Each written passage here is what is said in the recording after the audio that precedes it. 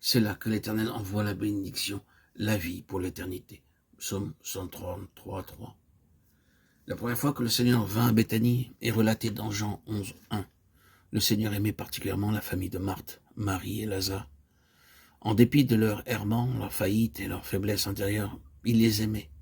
Il nous aime, vous et moi, de la même manière. Mais à moins que nous ne soyons pleinement prêts à recevoir cet amour, nous ne pouvons pas jouir de la vie, de la joie et de la santé qu'il nous offre. Malgré sa prospérité extérieure, l'homme peut être intérieurement misérable. La prospérité terrestre n'est pas un signe de l'amour divin. Cependant, cette fausse conception existe dans plusieurs cœurs. La véritable bénédiction est toujours liée à la vie éternelle. Tout ce dont nous jouissons par la vie éternelle est la véritable bénédiction. Lorsque nous avons la paix intérieure, nous jouissons de la vraie vie. Et malgré ce que Dieu permet dans nos vies, comme souffrance ou difficulté à cause de la vie éternelle, nous jouissons de la vraie bénédiction. Les bénédictions nous parviennent de différentes manières. Nous voyons dans le psaume 119, 107 à 111 que David considérait les afflictions et les épreuves comme une bénédiction. Il rendait grâce dans l'affliction, car il apprenait comment garder et comprendre la parole de Dieu.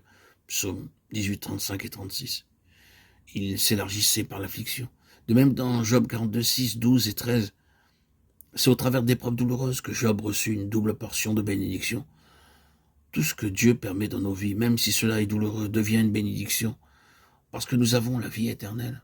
Ce qui est bon, je le sais, n'habite pas en moi, c'est-à-dire dans ma chair. Romains 7, 18. Le Seigneur Jésus-Christ alla souvent à Béthanie pour montrer son amour à Marthe et à Marie, mais elles durent être préparées pour recevoir son amour en plénitude. La première fois, il vint pour leur montrer leur véritable condition. Si nous désirons recevoir pleinement l'amour de Dieu, il nous faut d'abord voir notre nature pécheresse et corrompue. Il n'y a rien de bon en nous, comme en témoigne Paul, Romains 7, 18. Il nous faut beaucoup d'années pour apprendre cette leçon, car nous ne voulons pas penser au fait qu'il n'y a rien de bon en nous. Extérieurement, la famille de Béthanie était constituée de gens très bien, ils cherchaient le Seigneur Jésus et l'aimaient. Ils n'étaient pas comme les pharisiens et les sadducéens qui essayaient de le prendre en faute. Cette famille respectait grandement le Seigneur Jésus-Christ et l'accueillait toujours avec joie. Toutes les fois où le Seigneur Jésus revenait de Jérusalem, il s'arrêtait là en chemin, bien qu'il ne soit relaté que 8 de ses visites. Il dut certainement y passer plus que cela.